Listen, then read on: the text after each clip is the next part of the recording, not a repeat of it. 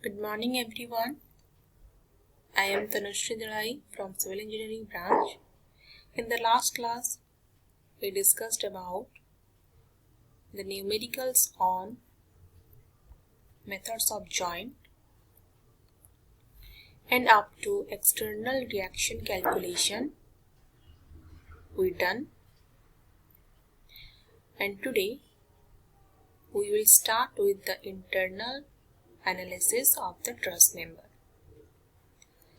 So in this question, we have to determine the forces of all the members in truss. So first of all, we will choose the joint D, and in joint D, the members are connected, that is AD and CD, and one reaction is there which is dy, which value is 20 Newton. Hence, according to summation of Fx,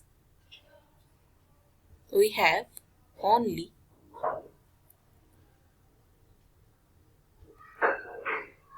the force along AD,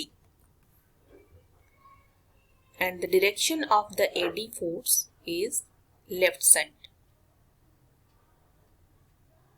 So that's why AD is here.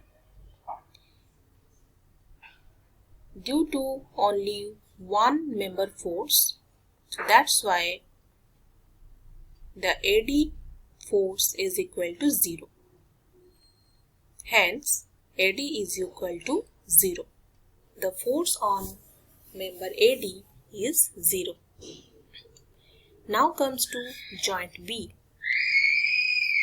So in joint B, it consists of AB member and BC member, and one vertical force is there which is 10 Newton. So the free body diagram of joint B is look like this. So here, first of all, we need to put the equation of equilibrium along the horizontal axis.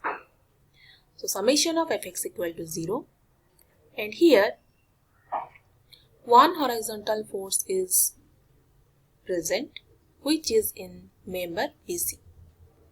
So here also one single horizontal force is present.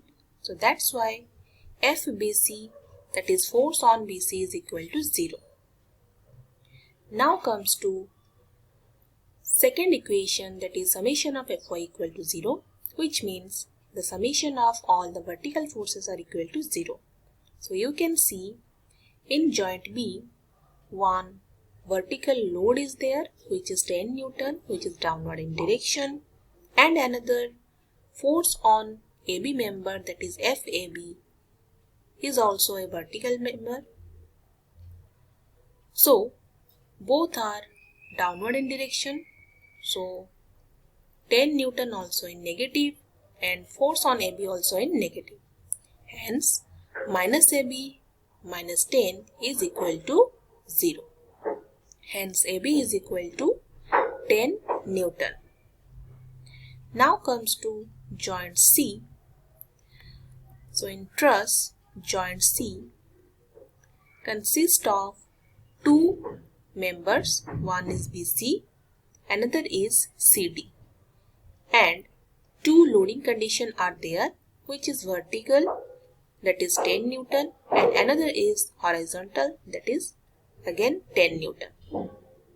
So first of all, we will put the equilibrium equation, the summation of Fx equal to 0. So here you can see the horizontal forces are BC member and this 10 Newton, and one inclined member is there which is AC. So by resolving this member, we can find out the another horizontal force. So total horizontal forces are 3, this one and this one.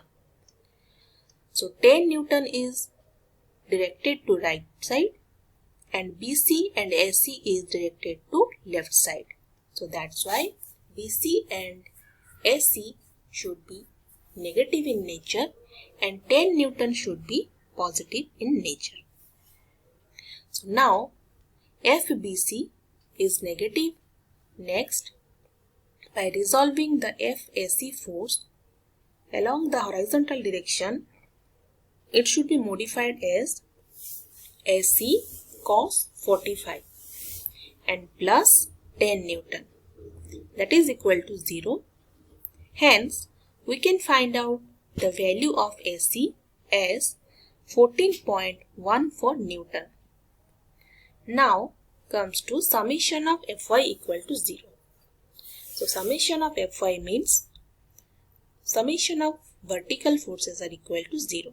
So you can see in case of joint C, there are two vertical forces. One is 10 Newton here and another is force on CD member here. And AC member, that is inclined in nature, by resolving this member in vertical direction we have FAC sin 45. Hence, all the vertical forces are in downward in direction. So that's why all are negative in nature. So that's why minus 10 minus AC sin 45 minus CD is equal to 0. And from the first equation, we got our force on AC member, that is 14.14.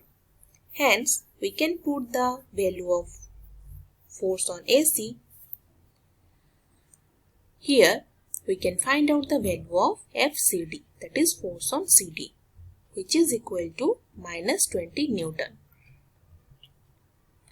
So, in this way, we got all the forces on each member of this truss.